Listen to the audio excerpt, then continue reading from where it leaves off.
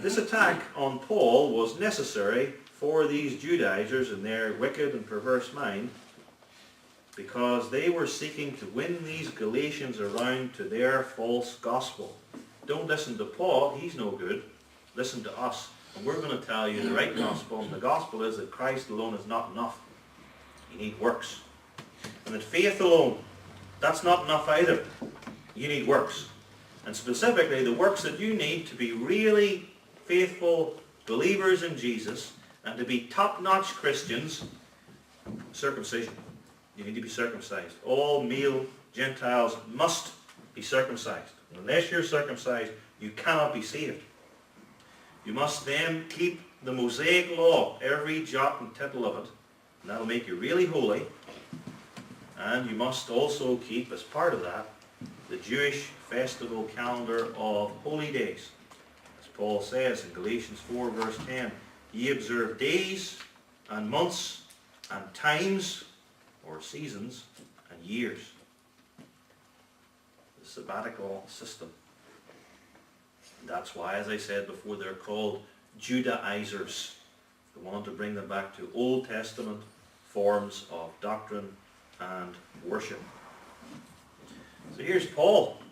You can imagine how this would have affected Paul, because these Galatians were won round by the Judaizers.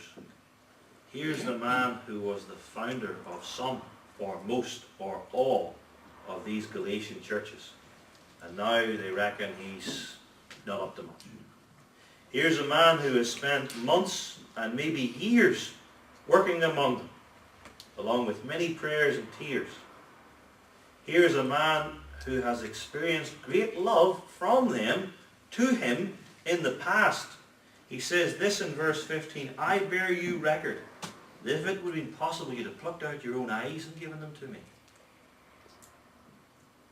And am I now become your enemy because I tell you the truth? You would have given me your own eyes, and now you're so disaffected, you actually think that I'm the enemy who hath bewitched you. And so, from this perspective, it looked as if the whole thing was going down the plug hole. Paul says in Galatians 4 verse 11, I am afraid of you. More literally, I am afraid for you. I'm worried, I'm scared. Lest I have bestowed upon you labour in vain. All my work, the way you're behaving, it looks as if it was for nothing. And it looks as if it is for nothing because they were embracing a false gospel. And this astounded Paul, who'd seen an awful lot in his missionary labours. Chapter 1 verse 6, I marvel. This was an amazing thing to him. I marvel that ye are so soon removed from him that called you into the grace of Christ unto another gospel. It amazes me so quickly. You were in it, and then you turn away, and I'm astounded. How did this happen? And it's not another gospel as if there's two variants and they're both equally good or equally bad. It's not another gospel. These people trouble you. They're out to destroy you. They're perverting the gospel of Christ. And even if I or an angel from heaven like Gabriel were to preach to you another gospel, then let him be accursed.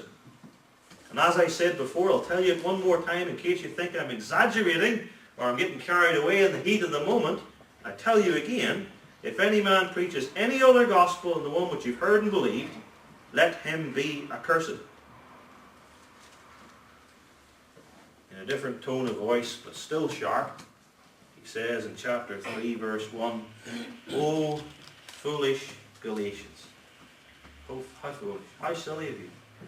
Who hath bewitched you? It's almost like a satanic or spirit, or the spirit of a wizard that has come along and deceived you that you should no longer obey the truth. And before your eyes, Jesus Christ had been evidently set forth crucified among you. And now you're bewitched. You're falling away from that. You're alienated from the one who has brought you the gospel. I'm afraid for you. I don't know where you're going to end up. This is astounding.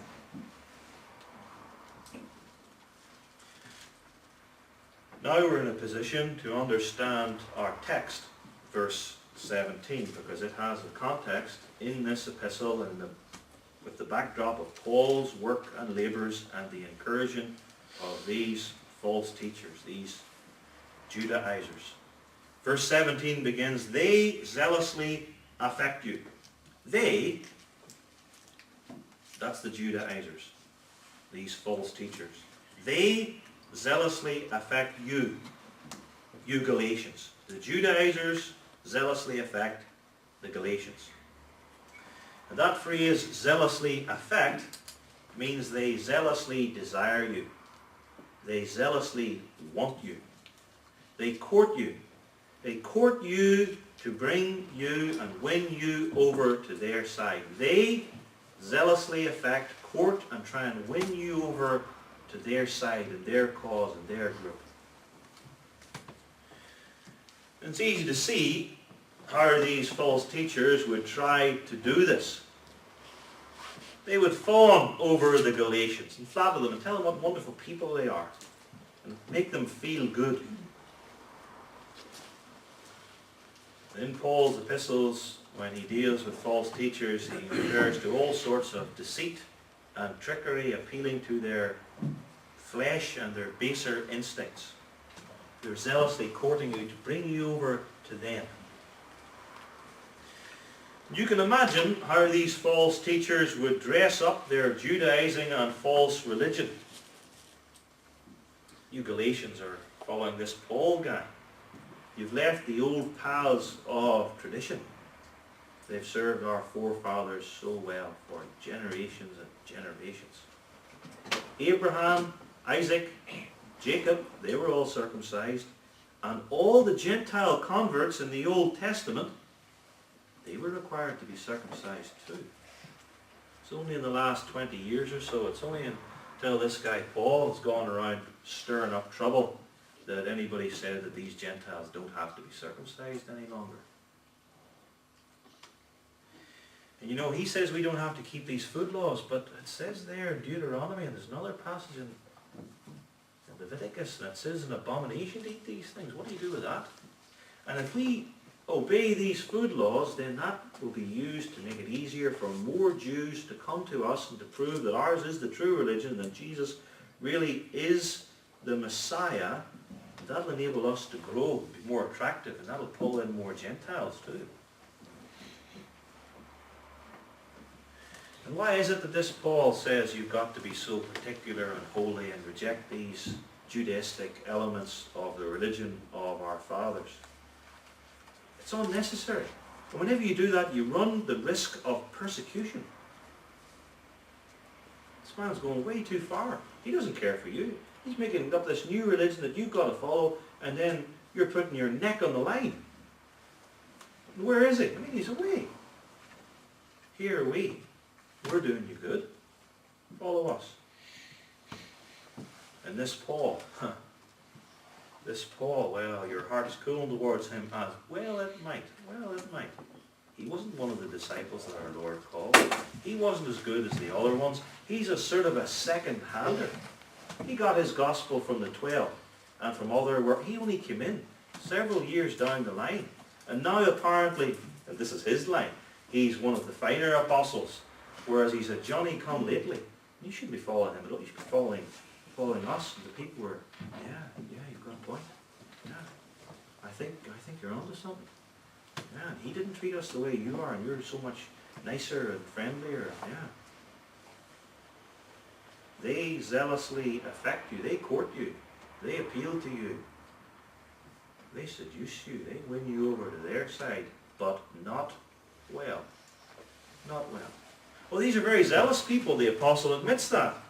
And false teachers often are.